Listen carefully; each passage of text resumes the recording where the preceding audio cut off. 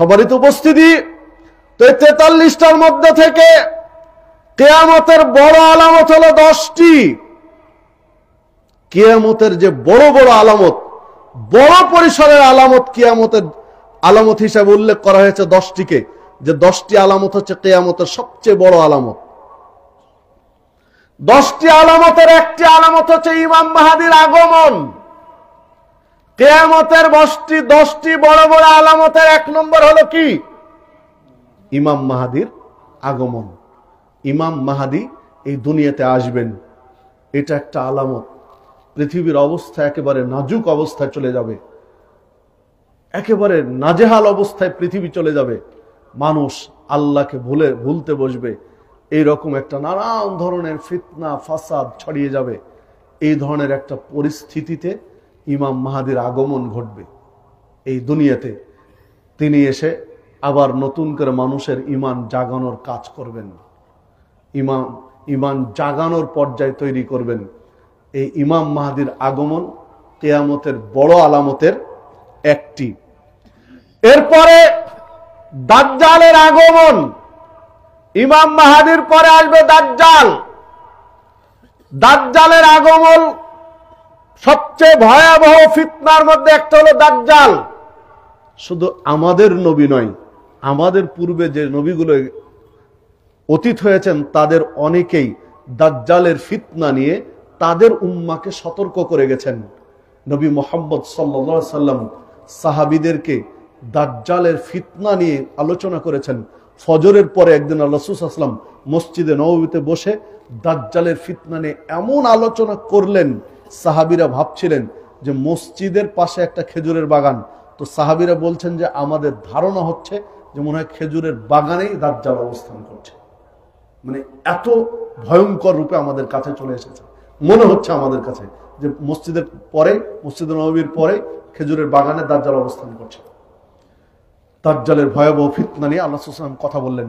আল্লাহ সাল্লাল্লাহু আলাইহি ওয়াসাল্লাম বললেন, যদি আমি বেঁচে থাকা অবস্থায়, আয়েশা সিদ্দিকা রাদিয়াল্লাহু আনহা বলেছেন যে আল্লাহ রাসূল সাল্লাল্লাহু আলাইহি ওয়াসাল্লাম যত দিন সালাত আদায় করেছেন, যত ওয়াক্ত আমি সালাত আদায় করতে আল্লাহ রাসূল সাল্লাল্লাহু আলাইহি ওয়াসাল্লামকে দেখেছি, প্রত্যেকটা সালাতে কয়েকটা বিষয় থেকে আল্লাহর কাছে মুক্তি চাইতেন। তার মধ্যে দাজ্জালের ফিতনা থেকে, দাজ্জালের ফিতনা থেকে আল্লাহ রাব্বুল আলামিনের কাছে আশ্রয় চাইতেন।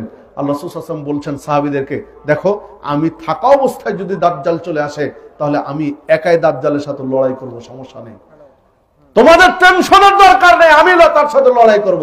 কিন্তু আমি চলে যাওয়ার পরে, আমার মৃত্যুর পরে যদি দাজ্জাল আসে তাহলে তোমরা ঐক্যবদ্ধ হয়ে থাকবে, ঐক্যবদ্ধ হয়ে নিজেদের ঈমান ধরে রাখবে।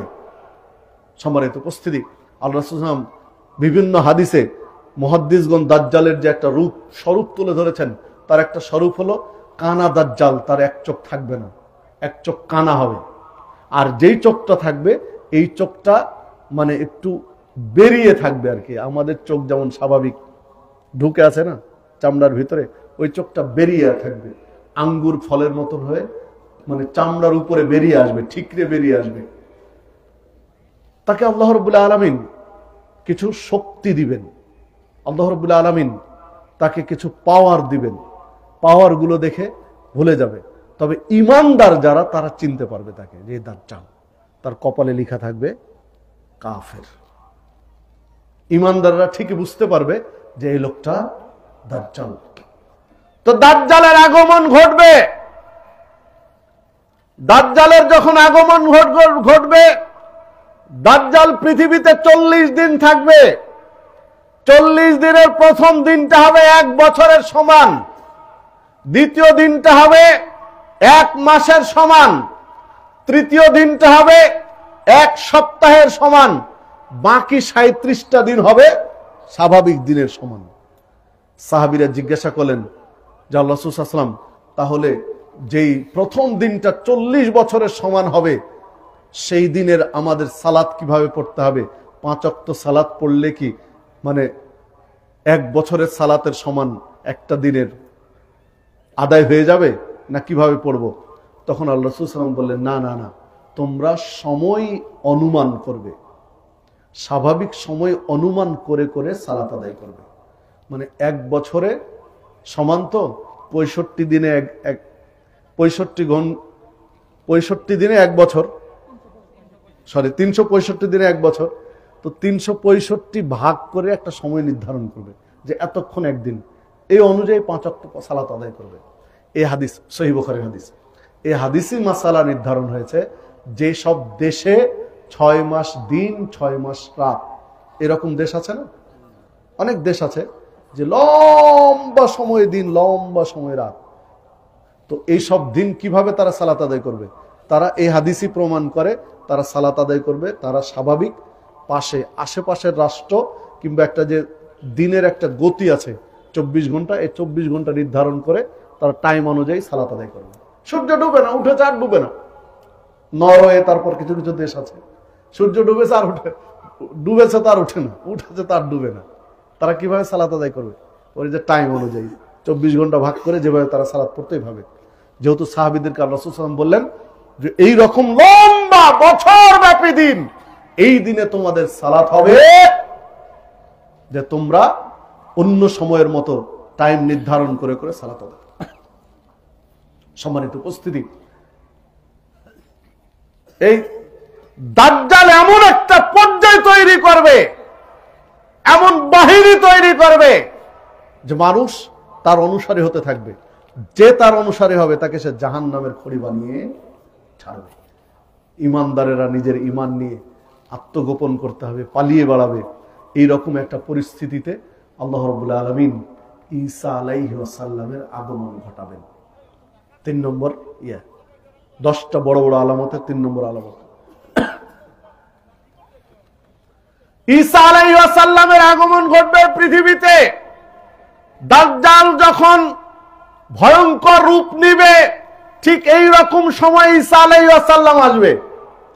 ঈসা আলাইহিস সালামের আগমন শুনে মুহাদ্দিসগণ বলছেন দাজ্জালের প্রকৃতিটা হবে এই রকম যে লবণ পানিতে দিলে যেমন লবণ গলে যায়, ঠিক দাজ্জাল ভয়ে গলতে শুরু করবে ঈসা আলাইহিস সালামকে।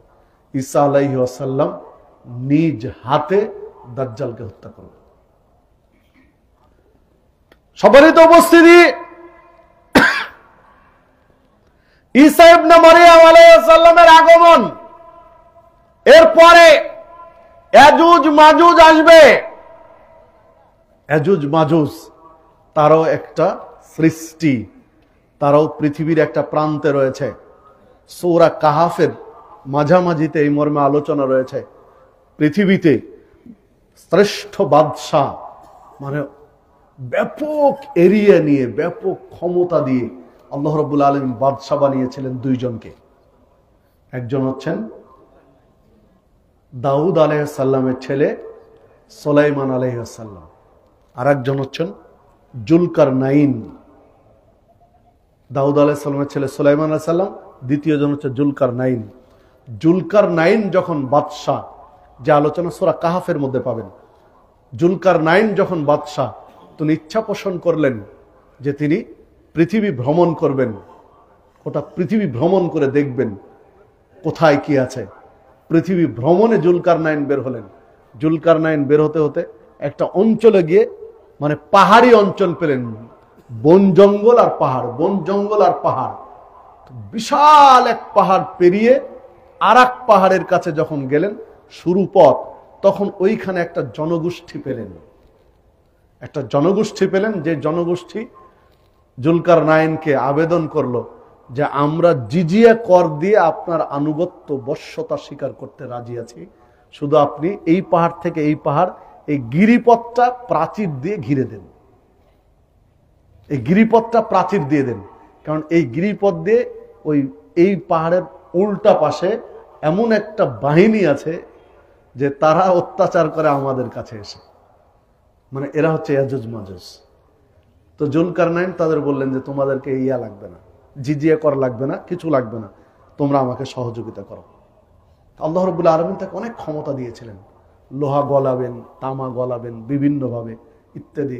এই সিস্টেমগুলো আল্লাহ সেই যুগে আল্লাহ তাকে দিয়েছিলেন। তো সেইখানে লোহা তামা দিয়ে সীসা ঢালা প্রাচীর দিলেন এই পাহাড় থেকে ওই পাহাড়, মানে যেই পথ দিয়ে তারা আসে পাহাড়ের সমান করে দিয়ে ঘিরে দিলেন। যার কারণে তারা আর আসতে পারে না। তো কিয়ামতের প্রাককালে আল্লাহ রাব্বুল আলামিন ওই প্রাচীর ভেঙে দিবেন। তখন ওরা এবার দুনিয়াতে মানে মানব অঞ্চল যেটা, এই অঞ্চলটাতে একেবারে ঢুকবে পঙ্গপালের মতো হয়ে। ইয়াজুজ মাজুজ, ইয়াজুজ মাজুজ তারা দল বল নিয়ে পৃথিবীতে ছড়িয়ে পড়বে। এটা কিয়ামতের 4 নম্বর বড় আলামত।